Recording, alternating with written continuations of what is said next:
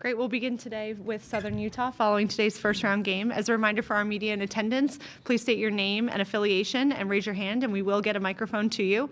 For those joining via Zoom and have questions, please use the raise your hand function, and we will call on you shortly. We'll begin with an opening statement from Coach Tracy Sanders before going to our student athletes, Sharita Doherty and Megan Jensen. Yeah, it's tough when your season comes to an end.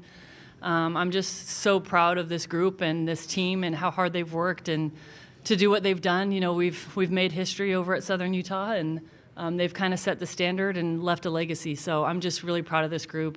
Notre Dame's a great team. We knew it was going to be a tough game. We knew that they were big, but I'm proud of our fight. And like I said, I couldn't be more proud of this group and what they've done this season. We'll open with questions for our student athletes. Hi, Anthony Anderson, South Bend Tribune. For Megan, had you faced anything similar this year to what Notre Dame brought inside game-wise? Nothing like number 33, but we did have some good posts in our WAC season, and even preseason we played against Oregon and stuff, bigger bigs, and I feel like we competed pretty good.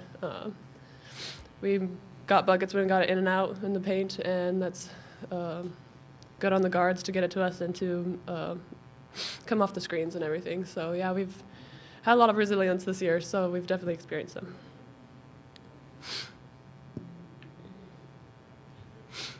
Any other questions for our student athletes? Wonderful. Thank you, Sharita and Megan. Thank you. Thank you. Yeah. Any questions for Coach Sanders?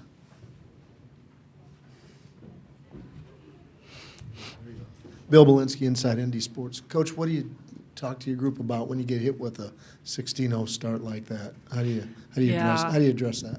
It's tough. I mean, we knew that they were going to be bigger and stronger than us, and we just had to kind of settle in.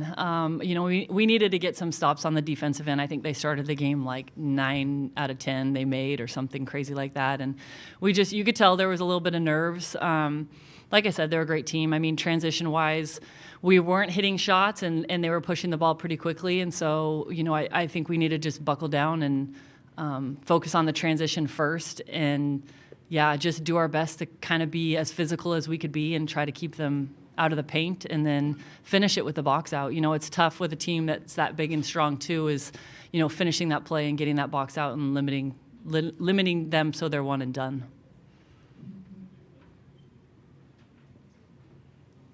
And it looked like you had a little success with the zone late in the first half and then to start the second. Yeah. I mean, we haven't played a lot of zone this year. We practiced it coming into this tournament, actually, because we thought we might need it.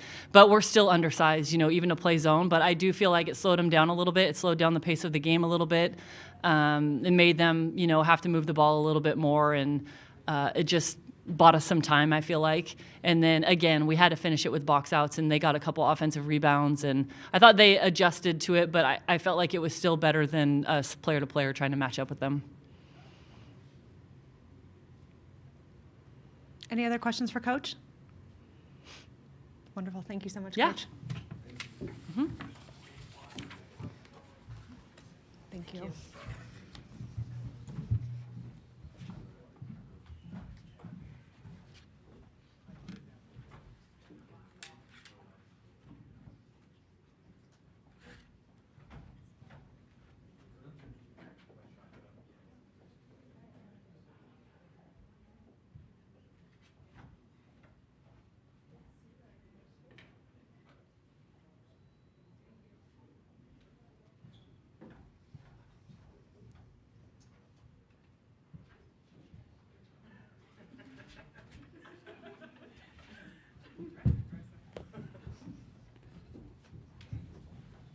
Hey.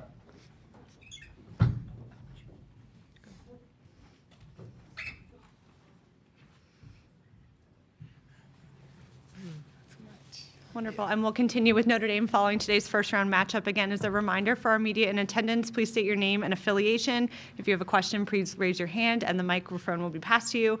For those of us joining via Zoom, please use the raise your hand function if you have a question, and we will call on you. We'll begin with an opening statement from Coach Ivey before moving to questions for our student-athletes, Lauren Ebo and Maddie Westbeld. Coach? Well, just ecstatic about this win. It was such a dominant performance. Again, this is one of my dreams is to have an opportunity to host at home, and so taking advantage of that opportunity today. I thought the crowd was amazing, and I'm just really proud of my team. I'm proud of the way that we came out. We came out with a dominant mindset, 16-0 run right from the beginning, really set the tone. We had an incredible performance by Ebo and Maddie, had 4 in double figures. 24 assists and 10 turnovers. Just a really overall incredible performance. And I'm so proud and excited to be able to play on Sunday. We'll begin with questions for our student-athletes. Hi, Anthony Anderson, South Bend Tribune. For Lauren, we talked yesterday, and you said one of the main things that you had to do, I think it's what you emphasized, was you had to punch them early. And did that meet with your satisfaction today, and what goes into doing that? Yeah, I think, as I told you yesterday, we had to come out strong, and Coach Ivey made that a emphasis, and I'm glad that we were able to translate that from practice to the game. And then Maddie, you guys scored on 9 of your first 10 possessions. What was going well for you today, especially early as well as throughout the game? Yeah, like she said, a 16-0 run is really tough, and it started on defense, and that's what she has been emphasizing, just getting out and running transition, getting stops early, getting the rebound and running. So that we did a really good job at the beginning, and I think that's just what set the tone early. Any other questions for our student-athletes? Wonderful. Thank you, Lauren. Thank you, Maddie. Thank you. Perfect answers. Any questions for Coach Ivey? Hi, Coach. Sean Schultz, WNBA Swish. Throughout this season, with all the hardships you guys have faced, what has this team taught you about anything, the resilience, anything? Yeah, that was the word I was going to use, the resilience. I know coming in this season, I talked and challenged the team about what is our identity? What are people going to say about you after they play you? And I talked about that a lot early on.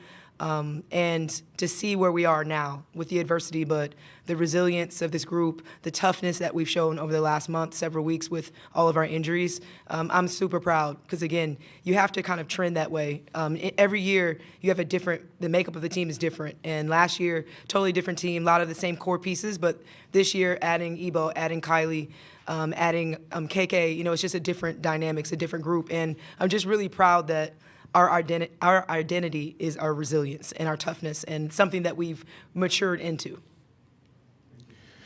Austin Huff, Goshen News. I'm sorry if you already asked or answered about this, Neil, but 16-0 start, how important was that just to kind of get out and set the tone and not really leave any doubt in this one? Yes, I thought it was imperative that we came out that way. We haven't played in 2 weeks. And it showed the growth of the last 2 weeks, what we've worked on. But again, establishing who we are. This is a different team. I have Sony running the point, and we're establishing who we are. And to do that on the defensive end, and again, like Anthony said, that we scored 9 out of 10 possessions, shows our dominance on both sides of the ball. And I was really proud of that. Jeffrey Clark, Fighting Irish Wire. You looked kind of winded at the end of the first half, and you got right back at the start of the second half. Do you think you just needed a breather? Yeah, again, just different rotations, different things that we were trying. Again, we haven't played in 2 weeks, and this week was spring break, and so I think their legs kind of got tired. I'm still pushing pace and really emphasizing trying to get out to run. So I think that their legs got a little tired in that. But then again, I was really fortunate that I had a chance to play so many players and got so much great balance and minutes from so many different people, and I thought that really helped us. Andrew Mentok, Associated Press. You mentioned yesterday that you wanted to kind of have a point guard by committee But Sonia, I believe, had a season-high 6 assists. I think 4 of those came in that big first quarter. Can you talk a little bit about what you saw from her as a facilitator? Yes, I'm so proud of her. And she's been working really hard the last couple of weeks, being in that position and understanding my message and understanding what I want to run. And we sat aside yesterday, gave her kind of the plan of like, this is exactly what I want you to run. And the fact that she can come kind of turn into that position, something that she's never done before, is just remarkable. It just shows you who she is as a player. She can receive information and she translates it right away. I thought she did an incredible job of pushing pace. Again, she's in a position that she's never really had to be in, and I'm just really proud of the growth in the last 3 weeks. And I thought she had a phenomenal week last week. I put a lot of pressure on her, made her put her in a lot of decision-making scenarios, and she did a really good job. And then today, I just thought that maybe one of her best games, as you said, being a facilitator. And again, that just shows you the growth of Sony, but also how impactful she is as a player. Tyler Horka, Blue and Gold Illustrated. Very back, Neil. Kind of building off the last question, without Olivia, obviously you're looking for ways to get the ball in other players' hands. I think 5 players with at least 3 assists. Is that kind of the vision for this team without Olivia, just really playmaking, moving the ball around, and kind of spreading the ball around that way? Absolutely. I've talked a lot about, playing the right way for me is being unselfish, finding the open player. Teams are going to do a lot of different things against us, sometimes double team. So, being aware of that, finding the mismatches. But again, just playing unselfish. And I thought we did a great job of that today. And I was really impressed by the way we started the game and the way that we pushed pace today. And that was a big emphasis for me because I'm forcing KK, Cass, Jenna to be in those decision-making positions that they didn't have to be before, with Olivia just dominating the ball in a really positive way.